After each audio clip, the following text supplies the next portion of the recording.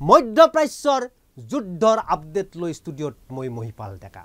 মধ্যপ্ৰাচ্যৰ যুদ্ধত ইৰাণে তেওঁলোকৰ শক্তি প্ৰদৰ্শন কৰিছে সপ্তম দিনা ইৰাণে ইজৰাইলৰ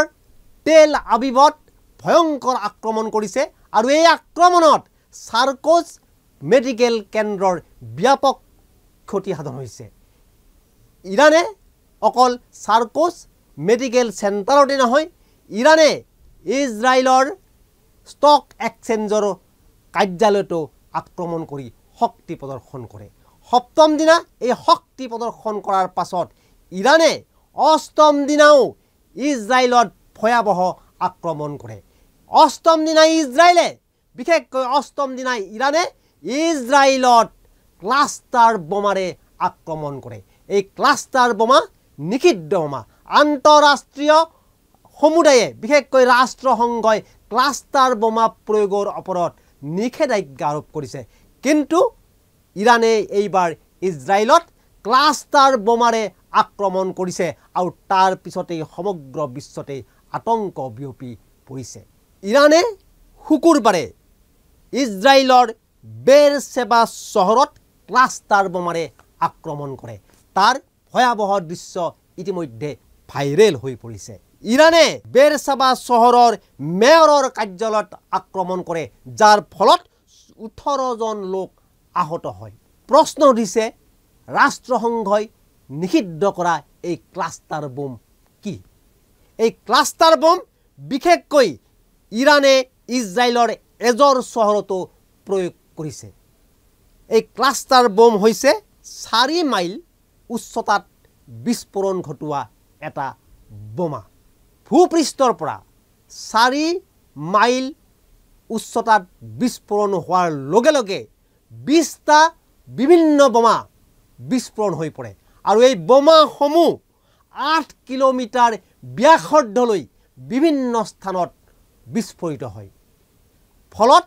বিভিন্ন লোক এই বিস্ফোৰণত নিহত হোৱাৰ উপৰিও ই ব্যাপক ধ্বংসলীলা সংঘটিত কৰে বিশেষকৈ এই বোমা প্ৰয়োগৰ ফলত কেইবাটাও ঠাইত বিক্ষিপ্তভাৱে আক্ৰমণ হয় বিক্ষিপ্তভাৱে বিস্ফোৰণ হয় আৰু তাৰ ফলত ব্যাপক ধ্বংসলীলা সংঘটিত হয় ইৰাণৰ এই আক্ৰমণৰ প্ৰত্যাক্ৰমণ কৰিছে ইজৰাইলেও ইজৰাইলে 60খন যুঁজাৰু বিমানেৰে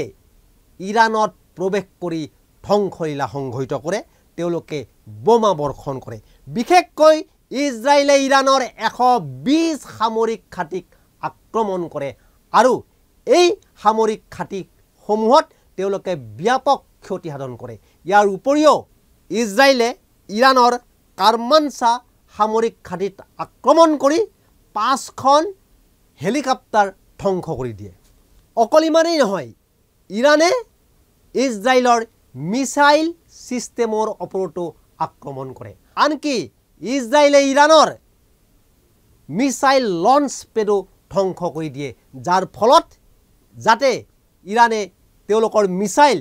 ইজৰাইলক লক্ষ্য কৰি নিক্ষেপ কৰিব নোৱাৰে ইজৰাইলে দাবী কৰিছে যে ইতিমধ্যে ইৰাণৰ অৰ্ধেক সংখ্যক মিছাইল লঞ্চ চেণ্টাৰ ধ্বংস কৰি দিয়া বুলি প্ৰশ্ন উঠিছে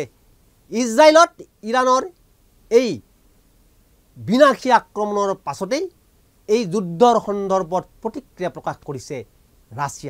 ৰাছিয়াই স্পষ্ট কৰি দিছে যদি ইৰাণে বুচেহাৰ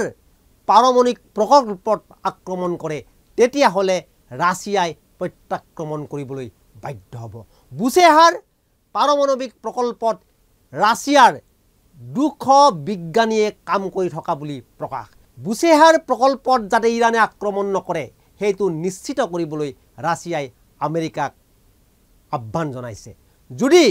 ইৰাণে বুচেহাৰ প্ৰকল্পত আক্ৰমণ কৰে তেতিয়াহ'লে ভয়ানক পৰিণতিৰ সন্মুখীন হ'ব লাগিব ইৰাণে আৰু আমেৰিকাই এই বুলি স্পষ্ট কৰি দিছে ৰাছিয়াৰ এই হকিয়নিৰ পাছত মধ্যপ্ৰাচ্যৰ যুদ্ধ তৃতীয় বিশ্বযুদ্ধৰ অভিকেন্দ্ৰত পৰিণত হ'ব বুলি আশংকা কৰা হৈছে